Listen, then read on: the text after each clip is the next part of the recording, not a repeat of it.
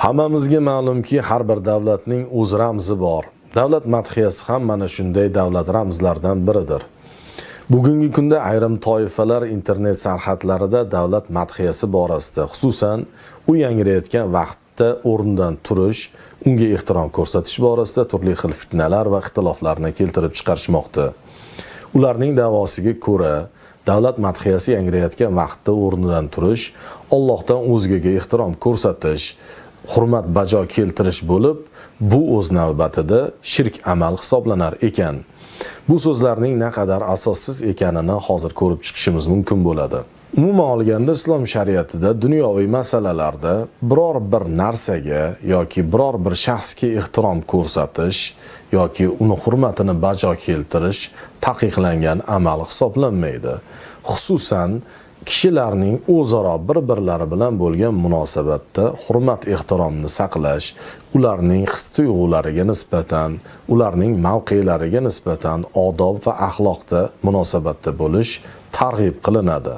Jumladan kichikning kattaga bo'lgan, xodimning rahbarga bo'lgan, oddiy insonlarning olimlarga bo'lgan ehtiromi islom shariatida joriy qilingani ma'lum va mashhurdir.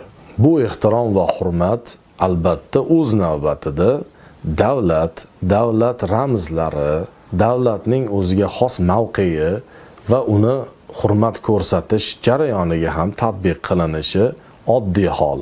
Ko'plab musulmon mamlakatlarida davlat ramzlari qatorida davlat madhiyasi ham mavjud bo'lib, ushbu madhiya yangrayotganda barcha mana shu davlatlarning aholisi o'rnidan turib o'z davlatiga nisbatan hurmat bajo keltirishi, ehtirom ko'rsatishi joriy qilingan. Ushbu amal shar'an mutlaq joizligi borasida ko'plab dalillar mavjud bo'lib, biz ularning orasida Sahih Buxoriyda keltirilgan birgina hadis bilan cheklanamiz. فأرسل النبي صلى الله عليه وسلم إلى سعد فأتى على حمار فلما دنا من المسجد قال للأنصار قوموا إلى سيدكم أو خيركم. Yani Payg'ambar sallallohu alayhi va sallam Sa'd ibn Muozni chaqirdilar.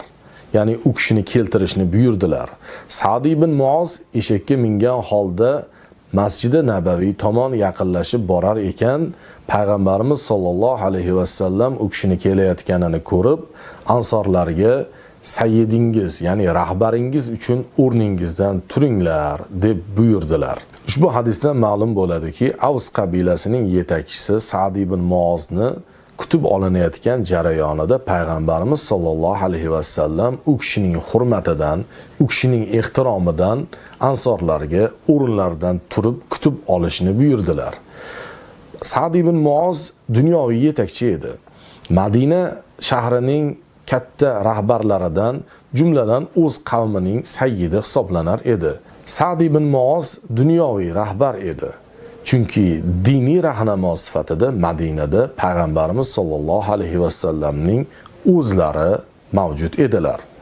Shu jihatdan Sa'd ibn Muozning dunyoviy yetakchiligi, dunyoviy rahbarligini ehtirom qilish, unga hurmat bajo keltirish Payg'ambarimiz tomonlaridan buyurilishi bu amalning, ya'ni dunyoviy masalalarda ehtirom ko'rsatishning mutlaq joizligi, balki bunga targ'ib qilinganining bir isbotidir. Shu jihatdan dunyoviy ramzlar, jumladan davlat madhiyasi yangrayotganda davlatga hurmat ko'rsatib, uning ehtiromi yuzasidan o'rnidan turish mutlaq shar'an joiz amal ekani ayon bo'ladi.